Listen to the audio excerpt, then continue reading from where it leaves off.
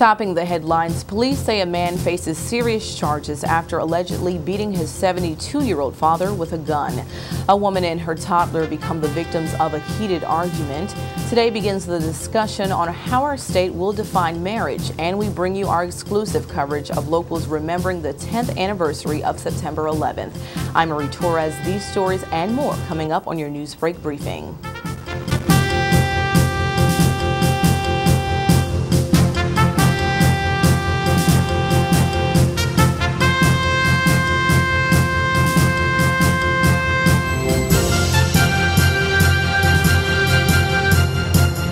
From WHIG-TV, this is NewsBreak 31. Now, here's Marie Torres. Hello and thanks for watching WHIG-TV NewsBreak. We're briefing you on news going on in our area. Rocky Mount joined the nation in remembering the day Americans will never forget. We'll have our exclusive coverage of this year's 9/11 memorial, but first, in our crime report, police say a man faces serious charges after allegedly attacking his 72-year-old father. Last week, it's reported that 50-year-old Maurice D'Angelo Brown beat his elderly father in the head with a handgun while at a home on 1144 Gay Street in Rocky Mount. Thankfully, the father suffered non-life-threatening injuries. Brown currently faces charges of assault and battery. A woman and her toddler become the victims of a heated argument. Rocky Mount police say they recently arrested 19-year-old DeJorla James Daniel, charging him with assault with a deadly weapon with a minor present, injury to personal property, assault on a child under 12, and resisting a public officer. The 21-year-old woman told police she and her child were parked in a parking lot on Ravenwood Drive as Daniel began arguing with her. She says as she tried to pull off, Daniel threw a bottle, shattering the window of her car. The 2-year-old boy suffered scratches as a result of the broken glass. Daniel was jailed in Nash County under a $6,000 bond. And police intervene in an argument that leads to an arrest. Rocky Mount PD says Thursday they were called in to break up an argument between a woman and 27-year-old Andrew Jones while at a home on the 1900 block of Boone Street. Police say after further investigation they arrested and charged Jones with assault on a government official, resisting a public officer, disorderly conduct by abusive language, and damage to personal property. In addition, Jones faces outstanding a failure to appear warrant for a traffic charge. He was jailed under a $5,500 secured bond. Oh, say, can you see by the dawn's early light what so proudly we hailed at the twilight's last gleaming? In other news, area leaders and citizens took part in remembering the loss and devastation in the 10-year anniversary of September 11th, the attack on our country. Sunday, the city of Rocky Mount rallied in solidarity in a commemorative service in the courtyard of City Hall. Remembrance. Most of us remember where we were on 9/11. This morning when we got up, my wife and I, Catherine, who's here today, while we were eating breakfast before we went to church, we started watching some of the ceremonies. And after a while, I could feel myself beginning to cry. And I looked over and I saw her, and she was starting to cry. Because I think we felt those emotions that all of us felt on 9/11. So we ended up hugging each other to make each other feel better at that moment. And I think all of you, if you watched any of the ceremonies, had to feel the same way. There are a lot of emotions, a lot of things that we all felt that day. So it's appropriate today that we're here to reflect, remember, honor, and celebrate. God made this nation, and we say that Pledge of Allegiance, one nation, under God, indivisible. It's with His auspices and His authority that we can stand here today, and we can rejoice in the safety that we have in our country in spite of things that go on worldwide. So I want us to come into a one mind and one accord of this situation. I have a Savior who at one time would say the same things to the ones who destroyed that day 10 years ago. Father, forgive them, for they know not what they do. There are many people across this nation that live in deception of the enemy that would harm people and would bring them down. When my Father is a God of love, one who would have us love everybody. He said, love your enemies. Do good to them that despitefully use you. So I want us to come together with a mind of peace and harmony, and a mind to know that we can reach out to others and see them brought into peace and love. And that's what we're about. It is certainly a blessing to stand before you in the name of our Lord Jesus Christ and to just reflect on the power of the resiliency of mankind, the power of love, as Howard has already expressed to us. And as I went back through preparing to bring this word to us today, it really caused me to remember and to relive the shock, the awe that I was in the day when this particularly the Twin Towers, and then as I found out about the Pentagon, Flight 93, the confusion that followed it, wondering, was this real, wondering what was going on. And then when I came to grips, the awesome fear that gripped me for my family as a father of 4 children, the husband to the most beautiful wife in the world, and having responsibilities for a church and other responsibilities, I began to try to ascertain in my own humanness how I could protect them, how I could take care of them. And even to the point my wife had to hold me back of even trying to go back into the Army. I had not been in the Army since 1977. I'm a graduate of West Point, 1975. And realizing I couldn't do that, but just trying to tackle this thing with my human ingenuity, with my human strength, with my human abilities, and then coming to the point of anger. And I know we've talked about love, but I want to keep it real. When I saw the towers coming down and I tried to call the Pentagon, I had a friend, Major General Dorian Anderson was there, a classmate of mine, and I found out later he was all right. But it angered me as a proud military man that they would attack our civilians, that they would come against people working and people in shops and restaurants and people just going about life. And as I began to deal with the anger, I began to come to a resolve that Romans 8:28 declares all things work together for the good, to them that love God, to them that are called according to his purpose. And then I began to say, Lord, bring good out of this. Bring forth your will out of this. And he began to show me the plan of the enemy. We don't wrestle against flesh and blood. You can take one flesh and blood person out, and then the spirit that was in that person is going to get in another person. You can watch our entire exclusive coverage throughout the week only on WHIG TV. When we return on your Newsbreak briefing, the issue of gay marriage may be on next year's voters' ballot, and Edgecombe County Schools welcomes a new school head tonight. These stories right after these words.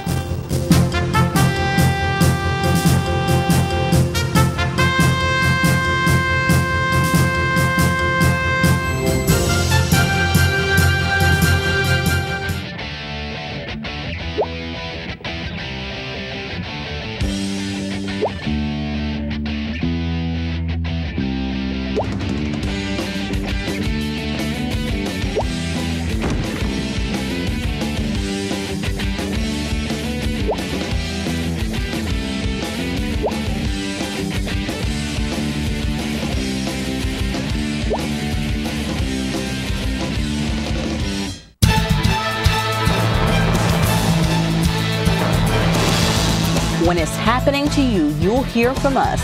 WHIG TV Newsbreak is reporting on the news, issues, and stories that matter to you. Call us at 252-885-1814. Email us at marie.whigtv@gmail.com or check us streaming live at whigtv.com. We're your voice, ready to bring you the news. The Country Inn & Suites is your home away from home with a staff that always treats you as family. If you or your church or company has visitors, give them a great Rocky Mount welcome with a special discount on their overnight or extended stay. Not only is the Country Inn & Suites a comfortable place, we'll spoil them with fresh cookies and complimentary breakfast. We are filled with luxuries like an indoor pool, fitness center, and a guest laundry. The business center includes a boardroom, connection to high-speed internet, and catering for meetings is always available. Call me, Donna Chavis, at 252-442-0500 for a tour and or to set up your corporate rate. You're always welcome as family in the country, Country Inn and Suites, rocking out.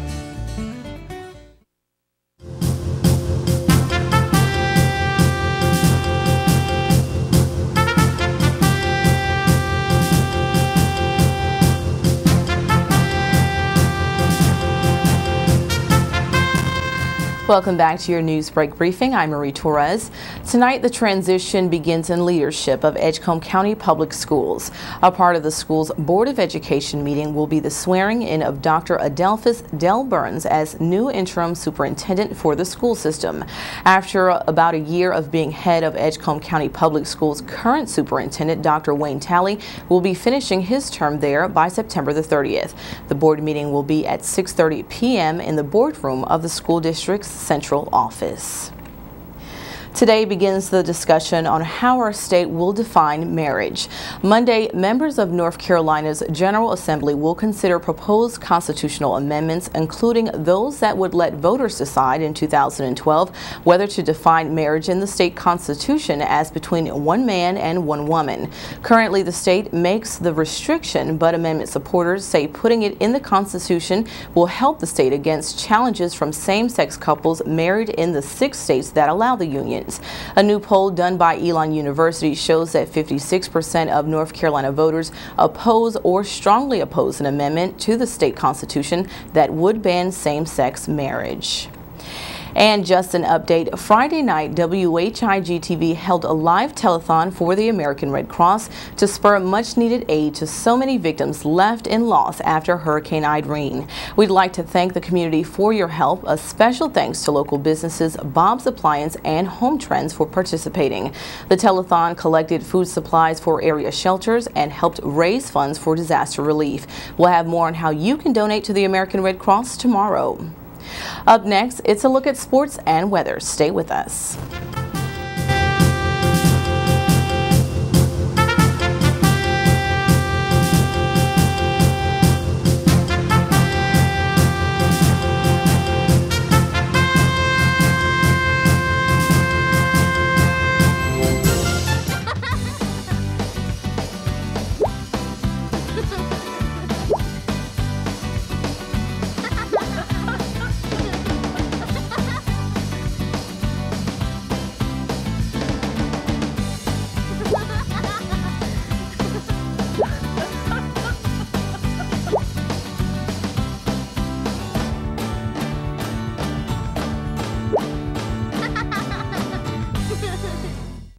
We're your news team bringing it home to you with meteorologist Fred Holdsworth, anchor Marie Torres, sports reporter Edward Green, and Matt Habit, our studio guy.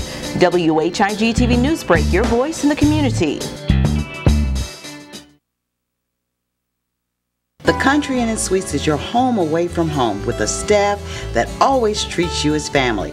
If you or your church or company has visitors, give them a great Rocky Mount welcome with a special discount on their overnight or extended stay. Not only is the Country Inn and Suites a comfortable place, we'll spoil them with fresh cookies and complimentary breakfast. We are filled with luxuries like an indoor pool, fitness center, and a guest laundry. The business center includes a boardroom, connection to high-speed internet, and catering for meetings is always available. Call me, Donna Chavis, at 252-442-0500 for a tour and or to set up your corporate rate. You're always welcome as family in the country, Country Inn and Suites, rocking out.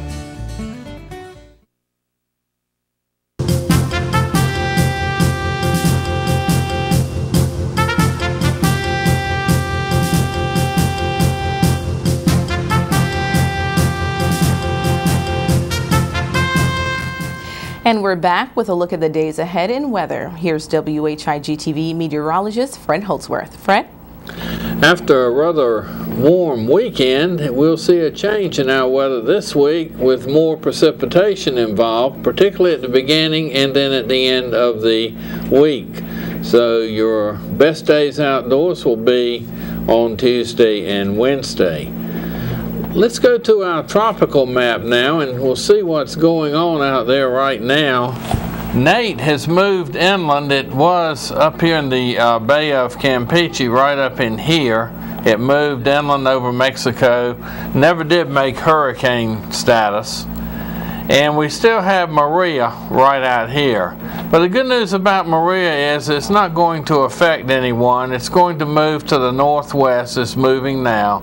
And then begin the curve just like Katia did last week. Right now, Maria is located some 800 miles south of Bermuda. Here's Bermuda. And then Maria down here does not appear to be as well organized as it could be. However, the winds are around 60 miles per hour. It's moving to the northwest at 9 miles per hour, and it is moving away now from the islands in the northeastern Caribbean Sea. Now notice we have this band of clouds and we have some thunderstorms underneath here, particularly right in here. This will help to steer Maria more to the north and northeast and on out to sea. So Maria will become just like Katia, just another fish storm, and then we'll wait and see what comes behind it. Nothing out there right now though to be concerned about. Well, let's look now at our forecast, and we'll see that for today we'll have scattered showers and thunderstorms with a high of 88. Winds will be west at 7 miles per hour. Tonight, scattered showers and thunderstorms with a low of 62. Winds will be calm. Tuesday, some fog during the morning, becoming sunny with a high of 87. Southwest wind 8 miles per hour. Tuesday night, clear with a low of 61. Winds will be calm. For Wednesday, sunny with a high of 89, south wind at 6. Wednesday night, partly cloudy with a low of 64. Sunny Thursday morning with a chance of showers and thunderstorms during the afternoon, a high of 84. Thursday night, chance of showers and thunderstorms with a low of 61. And Friday, chance of showers with a high of 70. And rain for Friday night with a low of 53. Our high yesterday, 91. Our low this morning, 66. Some of those thunderstorms this afternoon could be on the strong to severe side. The best chance of those between 2 o'clock and 8 o'clock this afternoon and evening, with damaging winds and possibly large hail. So be on the lookout for that. And that's a look at your Rocky Mount weather. Now back to you. All right, thank you, Fred. And here with us now in sports is Edward Green. Tell us what's the latest, Edward. Well, Marie, we finally had a good weekend of high school football with no rain, no crazy weather, so we were able to get all our games in. And we had a few surprising results, some blowouts, but some close games as well. So we're going to catch you up with our scoreboard and then let them know what they can look forward to at the end of the week. All right, awesome. Well, as we reach the middle of September, most teams begin to understand what they will have to work with the rest of the season. For some, this time looks promising, while others are looking to do a bit of course correction. Conference play begins for a few of our teams this week, the time of the year when records start to really matter for playoff berths. We will take a look at this week's schedule in a bit, but first let's get you caught up on Friday's action. Northern Nash playing at Nash Central because of some problems with the lights on its field due to Hurricane Irene, picked up its first win of the season, blanking South Central 21-0. The Knights had been playing close games this year and finally pull off the win to take some momentum into the rest of their difficult schedule. Southern Nash played another close game, this time at Roanoke Rapids, but came out on top again 14-7. The Firebirds are now 4-0 and have shown they can win with defense and offense. Fike dropped its first game after entering the win column, this one at home to north side of Jacksonville 49-21. It is a bit bit of a setback for a Fike team that looked to be making strides towards a winning season. Fellow Wilson teams Hunt and Bedingfield squared off, with Hunt picking up the lopsided 46-8 win. Bedingfield is 1-3 on the year after beating Northern Nash in the opener, while Hunt is running right along at 4-0. One of our other area undefeated teams stayed that way as well, as Nash Central won its first road game of the year at Hertford County 61-21. With a score knotted at 7 in the second quarter, the Bulldogs scored 27 straight points to take a lead they would never surrender. In another blowout, Tarboro defeated North Edgecombe 46-6, showing that the Vikings have put the loss at the beginning of the season well behind them. It was only North Edgecombe's second game of the season before it heads into conference play. And finally, our Freedom Credit Union game of the week saw Rocky Mount remain undefeated by beating Southwest Edgecombe 34-14. The Cougars also began conference play this week, still looking for their first win of the season. And so on to the schedule for Friday. Northern Nash is a tall task to pick up win number 2 as it goes to undefeated Laney in Wilmington. Southern Nash heads to Creedmoor to try to remain perfect against South Granville. Southwest Edgecombe opens conference play at home with Kinston. North Edgecombe starts conference play with Southeast Halifax on the road. Tarboro looks to build on its conference win streak when it heads to North Pitt. Nash Central heads to New Bern in its toughest test so far. Rocky Mount has a difficult challenge as well as it hosts rival J.H. Rose from Greenville. And in our game of the week, it is a Wilson battle as Fike tries to upset Hunt. That game, of course, can be seen Saturday morning at 11 and Sunday night. And of course, Marie, there is a small chance of rain on Friday, but hopefully, as long as just a little moisture, everything should still be good, and we should be ready for another fun night of Friday football. All right. Great to see what's going to happen. Absolutely. All right. Thank you, Edward. Thank you, Marie. This has been your Newsbreak briefing. Join us again tomorrow with our live news at noon. For WHIG TV, I'm Marie Torres. Have a great day.